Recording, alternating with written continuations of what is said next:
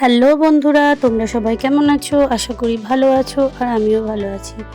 আজকে তোমাদের কাছে আবার একটা নতুন রেসিপি নিয়ে চলে এসেছি। সঙ্গে গল্পও হবে আর রেসিপিও দেখানো হবে। চলো তাহলে রেসিপিটা বলে দিই। কি রেসিপিটার নাম হলো বাটার চিকেন। দেখতে পাচ্ছ দেখতে কতটা সুন্দর হয়েছে, খেতেও হয়েছিল দুর্দান্ত। আর আমি খুব সহজভাবে করেছি। এইভাবে তোমরা যদি বাড়িতে বানাও আর রেস্টুরেন্টে গিয়ে খেতে হবে না, বাড়িতেই রেস্টুরেন্টের মতো স্বাদ হবে।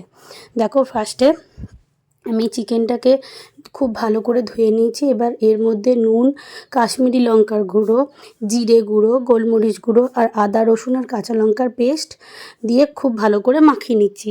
হ্যাঁ, আমি এখানে লেবুর রস ব্যবহার করেছি। তোমরা চাইলে লেবুর রস আর একটু টক দইও দিতে পারো, তাতে গ্রেভির টেক্সচারটা আরও সুন্দর হবে আর টক দইতে আরও ভালো হবে দেখতে। আমার কাছে টক দই ছিল না, তাই আমি লেবু দিয়েই কাজ চালিয়েছি।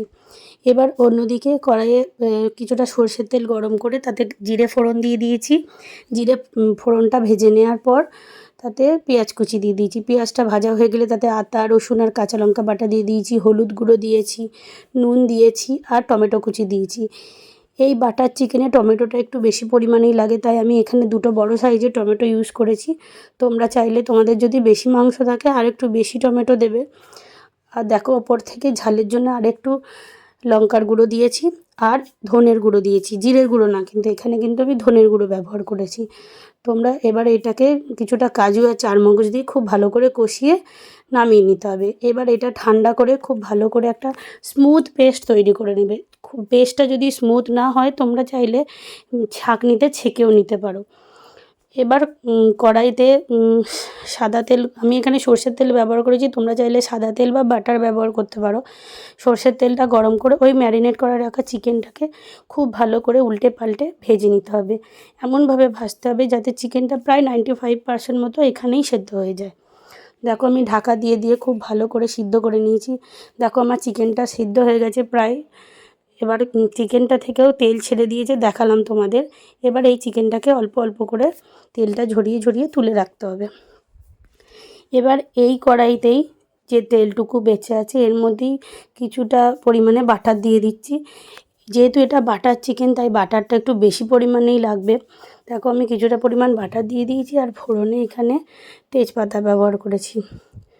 তেজপাতাটা একটু ভেজে নিয়ে ওই যে বেটে রাখা মশলাটা, পেঁয়াজ টমেটোর ওই মশলাটা এখানে দিয়ে দিচ্ছি। খুব ভালো করে কষিয়ে নিয়ে ভেজে রাখা চিকেনগুলোও দিয়ে দিচ্ছি।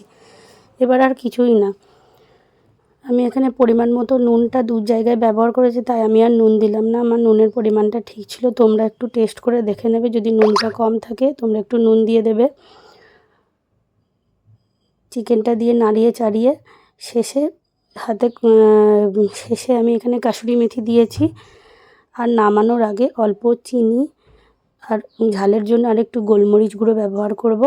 তাহলেই হয়ে যাবে আমাদের বাটার চিকেন। চলো তাহলে বাটার চিকেনের রেসিপি তোমাদের যদি ভালো লেগে থাকে তাহলে আমার চ্যানেলটিকে সাবস্ক্রাইব করে দেবে আর ফেসবুক থেকে দেখে থাকলে পেজটিকে ফলো করে দিও। ধন্যবাদ।